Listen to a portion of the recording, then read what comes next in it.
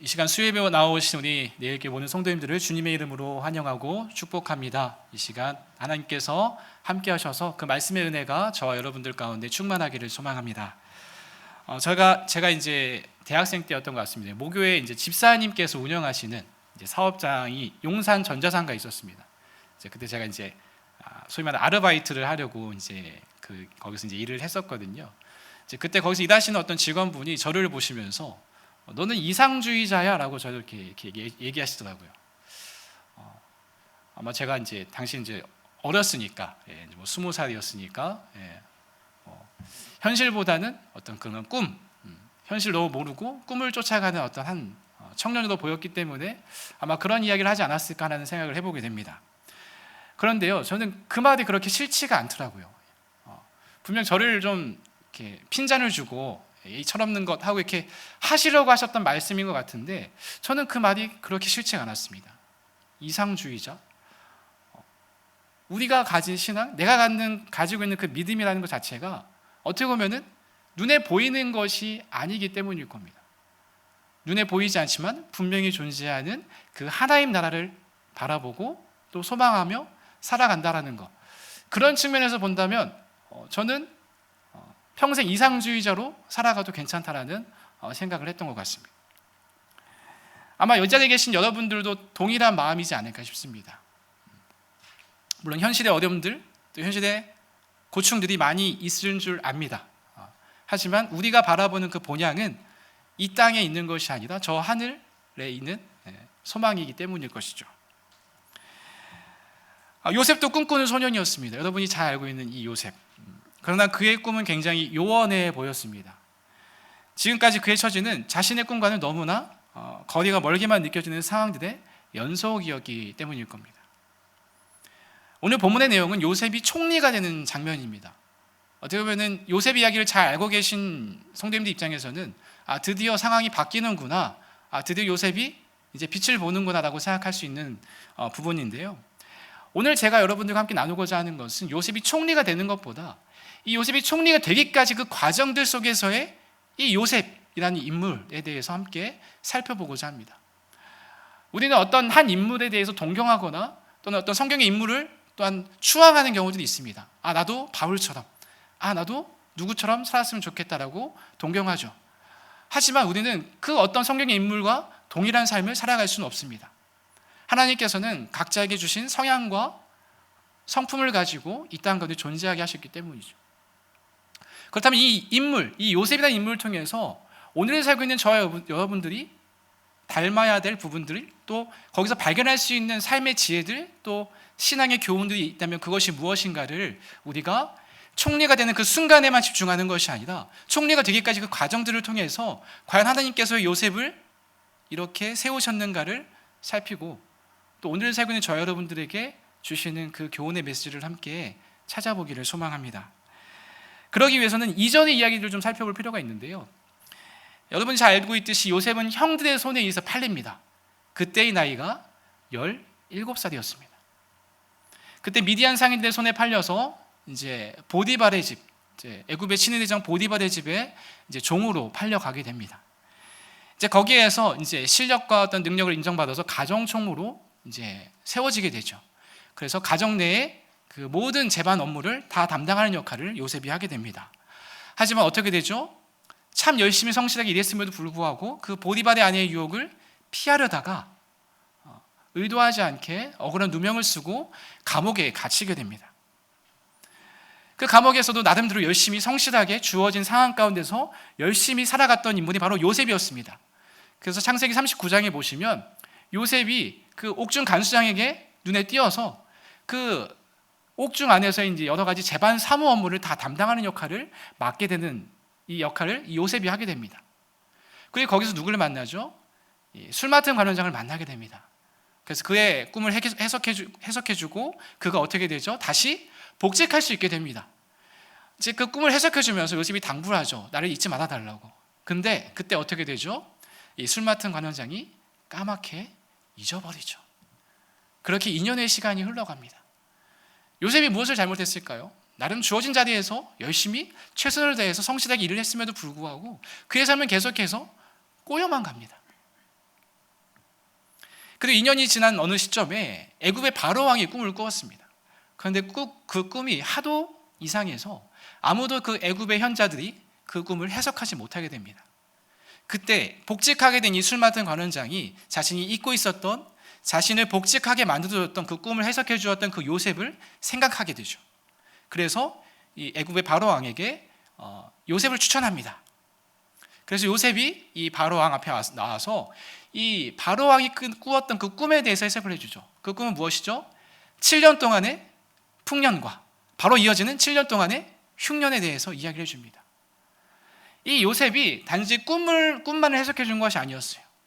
하나님께 주신 지혜를 가지고 그럼 그 꿈의 내용들이 실제로 이루어질 것인데, 그럼 그 대책이 무엇인가에 대해서까지도 오늘 본문 바로 직전 본문에서 이 요셉이 그 애굽의 신하들과 바로왕 앞에서 설명을 합니다. 그리고 나서 이제 오늘 본문 37절부터가 들어가게 되는 것이죠. 그래서 37절 말씀에 바로와 그 모든 신하가 이 일을 좋게 여겼다고 얘기합니다. 이 일은 무엇입니까? 요셉이 해석한 그 꿈뿐만 아니라 그 벌어질 일에 대한 솔루션, 그 대처가 너무나 탁월해 보였기 때문이죠. 그래서 38절 말씀에 바로가 이렇게 얘기합니다. 그의 신하들에게 이르되 이와 같이 하나님의 영에 감동된 사람을 우리가 어찌 찾을 수 있으리요 하고, 이와 같은 인물은 찾아보기 힘든 인재라는 것이죠. 비록 그가 히브리인 사람이고 또 옥중에 갇힌 죄수였으며 또한 노예로 팔려온 자였지만 그의 탁월함에 대해서 지금 바로왕과 애굽의 신하들은 이 사람을 놓칠 수 없다라고 지금 생각한 것입니다. 이 일 뒤에는 이 모든 일을 주관하시는 분이 계시죠. 바로 하나님께서 요셉을 사용하셔서 드디어 본격적인 하나님 나라의 일을 위한 일들로 뛰어들게 하시는 장면이기도 합니다. 그러면서 이 바로왕이 바로 그 자리에서 이 요셉에게 명령합니다. 40절 말씀입니다. 너는 내 집을 다스리라. 내 백성이 다 내 명령에 복종하리니 내가 너보다 높은 것은 내 왕좌뿐이니라. 이 말을 들었을 때 우리는 생각하게 됩니다. 아, 요셉이 드디어 어마어마한 권력을 쥐게 되었구나 라고 생각하게 되죠. 이 애굽의 모든 백성이 요셉의 명령에 복종하게 된다라고 지금 이야기하고 있습니다. 그리고 요셉이 바로왕보다 높은 것은 바로왕이 요셉보다 높은 것은 왕자밖에 없다. 그 왕위의 자리밖에 없다라고 지금 이야기하고 있는 것입니다. 바로 애굽의 2인자로 너를 세우겠다라고 지금 이야기하고 있는 것이죠. 이 이야기를 들었을 때 여러분이 요셉이라면 어떤 마음이 들었을까요? 아, 드디어 내 인생이 피는구나라고 생각이 들었을까요? 저는 조금 다르게 좀 생각이 들었습니다. 요셉이 17세에 팔려왔거든요. 오늘날로 치면 고1입니다. 고등학교 1학년. 그때 팔려와서 지금 총리가 됐을 때 나이가 30살입니다. 13년 동안 요셉의 생애를 찬찬히 여러분 머릿속으로 한번 훑어보시면 요셉의 마음에서 지금 가장 간절히 원하는 것은 무엇이었을까요? 권력을 지는 것이었을까요? 저 높은 자리에 올라가는 것이었을까요? 고1 학생이 이방 땅에 팔려갔단 말이에요. 가족도 없어요. 친지도 없고요. 나를 아는 사람이 하나도 없습니다. 그리고 종으로 팔려와서 감옥에 갇혔고 그에게는 자유라는 것이 전혀 존재하지 않는 삶이 무려 13년이었습니다. 제가 요셉이었다고 한다면 지금 총리가 되는 것보다 저는 자유를 원합니다. 제 자유를 가지고 저를 사랑해 주셨던 그 아버지를 만나고 싶어 하지 않았을까요? 비록 형들의 손에 팔려서 여기까지 오게 되었지만, 비록 장성한 30살의 나이까지 찼지만 자기를 그렇게 아껴주고 사랑해 주셨던 그 아버지가 무척 그립지 않았을까요? 본문에는 그런 그리움은 나타나지 않습니다. 하지만 이 창세기 43장, 45장 뒷부분에 보시면 이 아버지 안부를 2번이나 묻는 이 요셉의 모습을 보게 됩니다.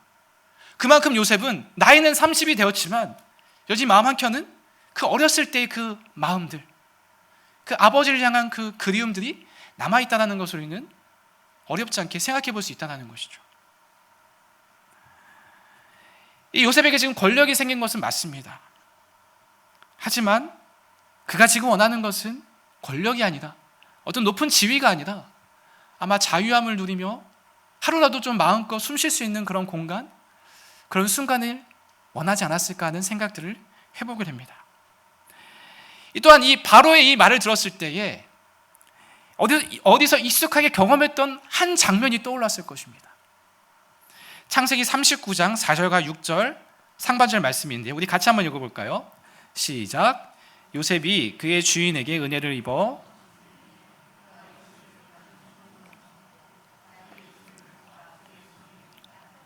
6절입니다. 주인이 그의 소유를 다 요셉의 손에 위탁하고 자기가 먹는 음식 외에는 간섭하지 아니하였더라. 이 상황은 어떤 상황이냐면 애굽의 친위대장 보디발의 집에 팔려갔었을 때 이 상황입니다. 요셉의 능력이 인정받아서인지 보디발이 이 요셉을 그 가정의 전반적인 업무를 다 책임지는 가정총무의 역할을 맡깁니다. 지금 요셉이 애굽의 총리가 되는 상황과 보디발의 집에 가정총무가 되는 상황이 굉장히 유사합니다. 이것은 무엇을 의미할까요? 여러분, 지나간 여러분의 인생 속에 아픔들, 또 잊지 못할 순간들, 트라우마 같은 어떤 상황들이 있다고 한다면 어디서 본 것 같은 장면, 익숙했던 그런 순간이 찾아오면 자신도 모르게 가슴이 뛰고 두근거리는 것을 경험해 본 분들이 계실 겁니다. 아마 요셉도 그러한 부분이 있지 않았을까라는 생각을 해보게 됩니다. 제가 대구에 온 지 이제 만 2년 차가 되어 가는데요. 대구에 처음 이사 왔었을 때에 지금 자가는 아니지만 제 평생 가장 좋은 집에 이사를 오게 됐습니다. 저는 아내랑 너무 좋았습니다. 이렇게 좋은 집에서 우리가 살 수 있다는 게 정말 꿈인가 싶을 정도로 정말 너무 좋았습니다. 너무 좋았는데요. 그 좋은 기분이 오래 가지 않았습니다. 제가 여러 번 언급하셔서 아시겠지만 바로 층간소음 때문이었죠. 저희 내외뿐만 아니라 저희 아이들까지 힘들어하게 되는 것을 경험했었습니다. 좋은 집에 이사 왔는데 늘 흔하게 들려왔었던 그 초인종, 그 인터폰 소리만 들리면 가슴이 뛰기 시작합니다. 그리고 온 가족이 숨을 죽입니다. 아랫집인가? 경비실에서 연락이 왔을까? 그때를 생각하면은 다시 또 이 가슴이 두근거리는 것 같습니다. 일종의 저도 모르게 트라우마가 생긴 거죠. 저를 찾아온 손님일 수 있고 택배일 수 있고 배달 음식일 수 있는데 그 초인종 소리가 우리가 또 시끄럽게 했나? 또 아랫집 사람을 만나야 되나? 아니면 또 경비하는 그분과 또 이야기를 해야 되나? 라는 일종의 트라우마가 또 두려움들이 또 생겼던 것이죠. 정말 괜찮은 상황에서 굉장히 낯선 경험을 저는 했습니다.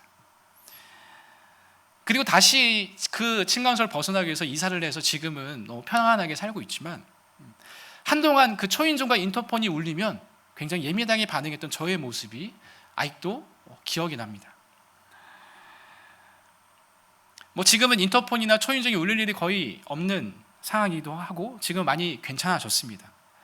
그런 저의 모습을 비추어 보니까 이 요셉이 지금 바로 왕의 명령을 들었을 때에 아마 저와 같은 그런 비슷한 상황들이 떠오르지 않았을까라는 생각을 해보게 됩니다.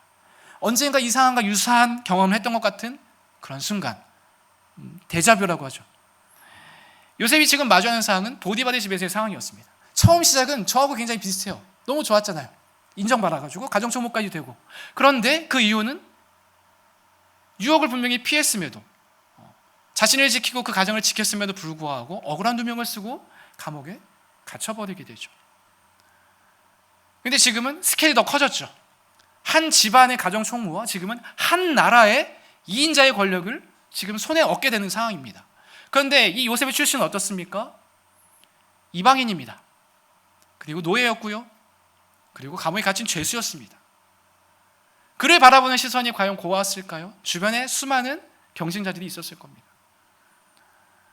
아마 그때의 트라우마가, 그때의 데자부 같은 일들이 아마 요셉의 마음을 사로잡았을 수 있을 것 같습니다.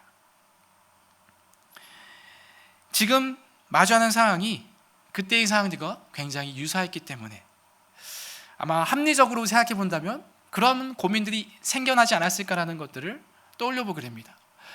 이런 생각을 왜 하실 수 있었냐 하면은 오늘 본문에는 이 요셉이 총리가 되는 상황에서 이 요셉의 반응, 요셉의 감정, 요셉의 기분, 요셉의 의사가 명확하게 명시적으로 기록되어 있지 않습니다. 하나님께서 모세를 부르셨을 때 모세는 어떻게 반응했죠? 저는 못합니다. 저는 능력이 부족합니다. 저는 입이 둔한 자입니다. 이런 식으로 자신의 감정과 자신의 어떤 의사를 분명히 표현했던 것들을 기억하실 것입니다.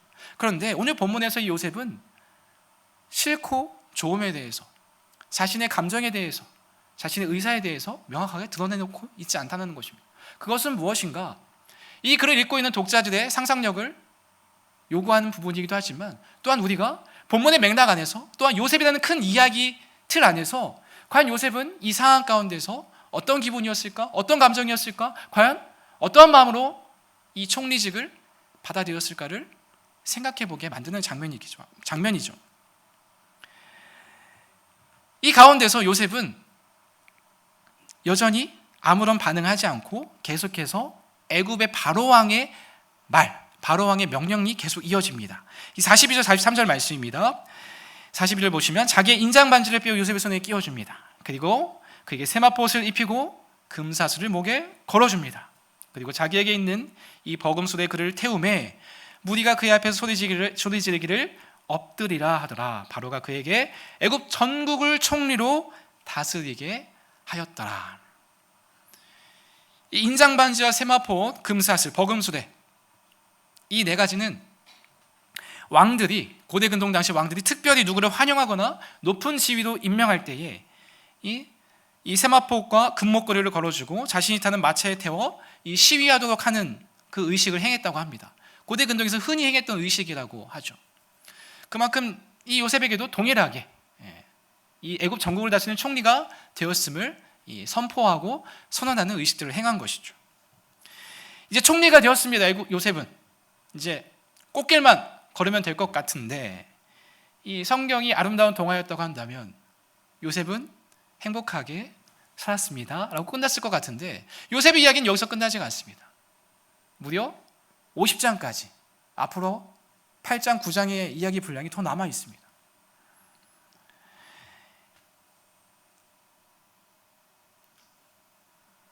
지금까지 요셉의 삶의 여정을 반추해 본다면 이 총리가 되었을 때, 그리고 총리가 되기를 지금은 수락하는 과정으로 나아가고 있습니다. 그리고 요셉은 어떻게 했을까요? 보디발의 집에 있을 때에도, 감옥에 갇혔을 때에도 그는 좌절하거나 낙심하지 않고 그 주어진 자리에서의 일들을 성실하게 해나가는 것들을 우리는 기억하고 있습니다. 그래서 요셉은 계속해서 자신에게 주어진 그 총리의 직을 수락하고 그 역할을 수행해 나갑니다. 45절 말씀입니다. 그가 요셉의 이름을 사분의 바네아라 하고 또 온의 제사장 보디베라의 딸 아스낫을 그에게 주어 아내로 삼게 하니라. 요셉이 나가 애굽 온 땅을 순찰하니라. 바로왕은 요셉에게 왕 아내까지 주면서 결혼을 시킵니다. 그리고 그 이름을 바꿔주죠. 애굽식 이름을 바꿔줍니다. 이것은 무엇을 의미하죠? 그가 히브리인이고 노예였고 종이었던 신분을 바꿔주는 겁니다. 그래서 그 이름을 바꾸고 그에게 제사장의 딸을 아내로 주어서 그의 신분을 애굽인과 같은 신분처럼 바꿔줘서 그가 총리직을 잘 수행할 수 있도록 만들어주는 것이죠. 이전에 겪었던 그 보디발의 집에서의 그 어려움들을 생각나지 않게끔 그 애굽 왕의 그 뒷면에서 하나님께서 조력하셔서 그 애굽에서도 이 총리직을 계속해서 수행할 수 있도록 지금 도우시는 보이지 않는 하나님의 손길을 우리는 여기서 생각해 볼 수 있게 됩니다. 그래서 요셉은 총리로 임명받자마자 무엇을 합니까? 애굽 온 땅을 순찰하기 시작합니다. 여러분, 총리가 되었으니 이제 조금은 13년 동안 고생했으니까 좀 쉬어도 되지 않을까요? 좀 그 권력을 누려도 되지 않을까요? 그런데 요셉은 그 주어진 자리에서 그 총리직을 수행하기 위한 그 애굽 전역 순찰을 나서기 시작하죠. 여러분, 자리가 사람을 만든다는 말이 있습니다. 그런데 이 요셉을 놓고 보면 이 반은 맞고 반은 틀린 것 같아요. 왜냐하면 요셉은 총리가 되어서만 열심히 일한 것이 아니었습니다. 그는 보디발의 집에 가정총무로 있을 때에도, 그러니까 노예로 있을 때에도, 그리고 옥중에 죄수로 있었을 때에도 그는 주어진 자리에서 내가 해야 할 일들에 대해서 충실하게 감당했던 것을 우리는 발견할 수 있습니다. 그는 어느 자리에 있든지 성실하게 주어진 일을 감당해 나왔습니다.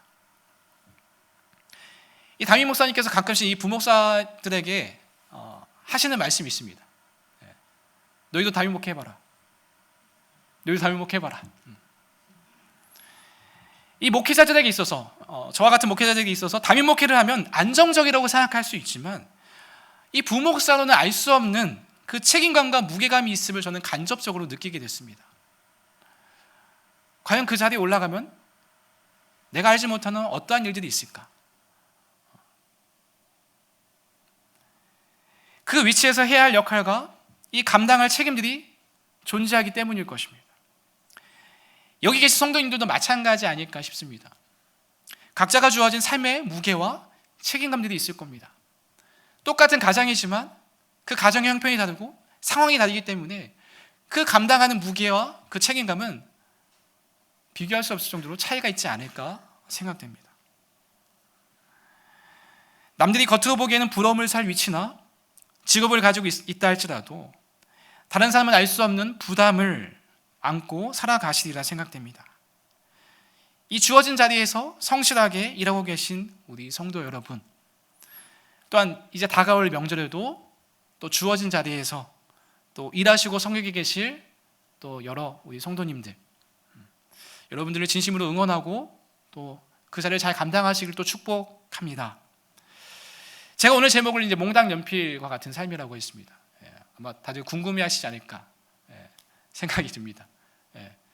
설 1차라고 해서 설교와 내가 하나가 되기 위해 머리도 좀 이렇게 연필선을 좀 깎아봤는데 좀 와 닿으시나요? 네.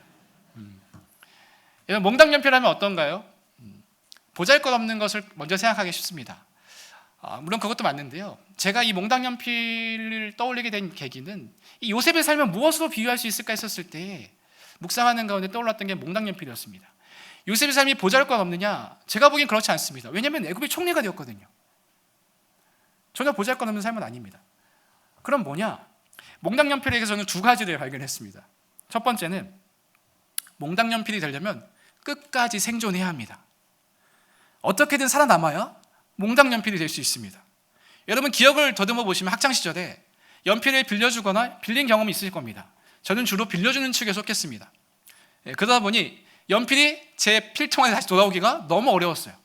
그러니까 몽당 연필 하나 만들기가 너무 어려웠습니다. 이 새 연필이 몽당 연필이 되기까지는 시간도 필요하고요. 계속해서 주인의 필통 안에 살아남아야 합니다. 친구한테 갔다가도 어떻게든 다시 돌아와서 주인의 필통에 돌아와서 계속 주인의 손에 있어야 한다는 것이죠.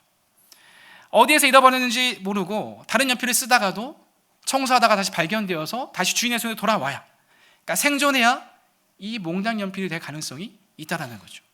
첫 번째는 끝까지 생존해야 가능하다는 점입니다. 요셉의 삶이 바로 그렇죠.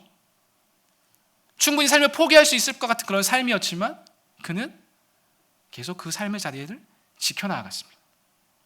또 한 가지는 무엇이죠? 주인의 손에 의해서 계속 사용되어져야 합니다. 새 연필을 계속 원하는 주인을 만나면 그 연필은 몽당 연필이 될 수 없고 버려지게 되죠. 하지만 작고 보잘것없고 상처투성이이지만 계속해서 주인의 손에 의해서 쓰여지고 사용되어져야만 그 연필은 몽당 연필이 되어 사용되어지고 또 더 이상 쓸 수 없을 때가 되면 여러분 기억하시겠지만 그 모나의 펜대를 꽂아가지고 끝까지 연필을 사용해 본 기억이 있으실 겁니다. 요셉의 삶이 바로 그렇게 저는 느껴졌습니다. 끝까지 살아남아서 주인의 손에 의해 계속 사용되어지고 계속 쓰임받았던 그 몽당 연필처럼 요셉은 계속 하나님에 의해서 생존했고요. 또 하나님에 의해서 계속해서 사용되어지는 모습을 발견하게 됩니다.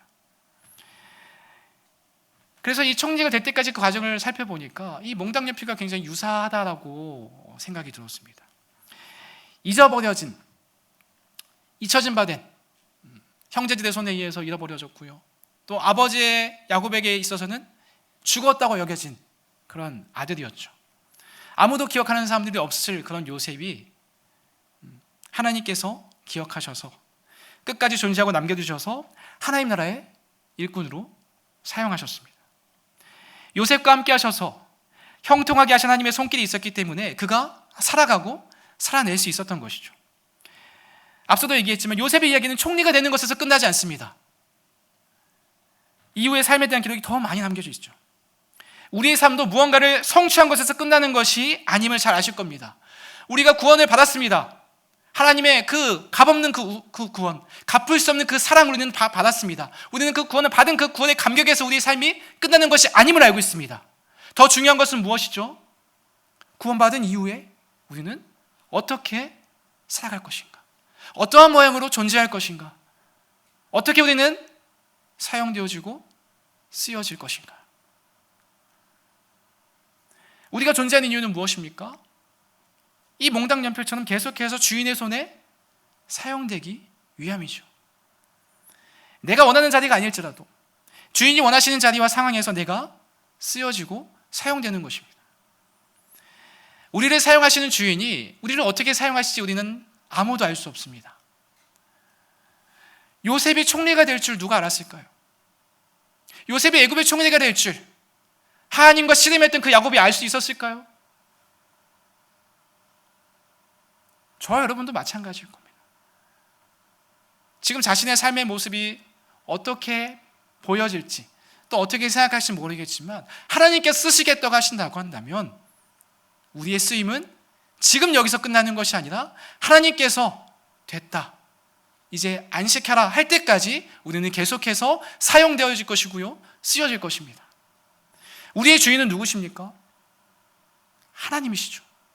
그 주인이 지금 어디 계시죠? 내 안에 계시고 여러분 안에 계십니다. 보이지 않지만 분명히 존재하신 그 하나님이 우리의 삶 가운데 동행하시고 함께 하시며 세상 끝날까지 함께 하신다고 우리 가운데 약속해 주셨습니다. 우리는 주인의 손에 의해 계속해서 사용되는 일꾼이 되어야 합니다. 그렇지 않다면 우리는 버려진 바 된, 잃어버린 바 된 쓸모없는 존재에 불과할 것입니다. 우리가 계속 존재할 수 있는 것은 주인 되신 하나님께서 저와 여러분을 사용하시기로 작정하셨기 때문입니다. 우리는 그래서 살아가고 또 살아갑니다. 잘 살지 못하는 것 같고 더 열심히 살아야겠다라고 다짐하고 결단하고 하면서도 잘 안 되는 것을 보면서도 그래도 존재하고 살아가는 것은 나의 의지가 아니라 하나님의 의지가 있기 때문에 하나님께서 저와 여러분을 사용하겠다고 쓰시겠다고 하셨기 때문에 비록 보잘것없을지라도 때로는 내가 잊혀진 것처럼 느껴질지라도 주님의 원함이 있고 주님의 의지가 있다면 저 여러분은 계속해서 사용되고 쓰여질 것입니다. 그렇게 해서 우리를 사용하심으로 하나님께서 무엇을 만들어 가시죠? 하나님의 나라, 그 천국을 완성해 가시는 것이죠. 앞서 얘기했던 그 이상과 같은, 그 꿈과 같은 그 천국을 저 여러분을 통해서 이루어 가신다고 말씀하고 계십니다. 우리 모두는 그런 의미에서 꿈을 꾸는 자들입니다. 하나님 나라에 들어가기를 소망하는 자들. 그런 의미에서 우리 모두는 이상주의자이죠. 눈에 보이지 않는 것을 기대하고 소망합니다. 요셉이 애굽의 총리가 된 것으로 이 요셉의 이야기, 하나님 나라의 이야기가 끝나지 않은 것처럼 우리도 하나님의 백성, 이 구원을 받은 것으로 여러분의 삶의 이야기는 끝나지 않았습니다. 여전히 진행 중이고요, 하나님 나라의 여정을 이어나가고 있습니다. 우리 인생의 클라이막스는 하나님 나라에서 이루어질 것입니다. 말씀을 맺겠습니다. 많은 연필들이 몽당 연필이 되지 못하고 버려지거나 잃어버린 바 됩니다. 저 또한 그런 수많은 연필 중에 하나였습니다. 하지만 하나님의 주인 되신 하나님의 그 주권적인 은혜로 주어진 바 되었고요, 살아가게 되었고요, 살아나게 되어서 지금의 자리까지 오게 된 것 같습니다. 나의 어떠함과 상관없이 하나님의 주권적인 그 역사하심이 우리를 존재하고 우리를 살아가게 하고 살아내게 만드는 것이죠. 주인을 잘 만난 연필은 몽당 연필이 되어서도 끝까지 그 사명을 다하고 닳아서 없어져 갈 것입니다. 저와 여러분이 그랬으면 합니다.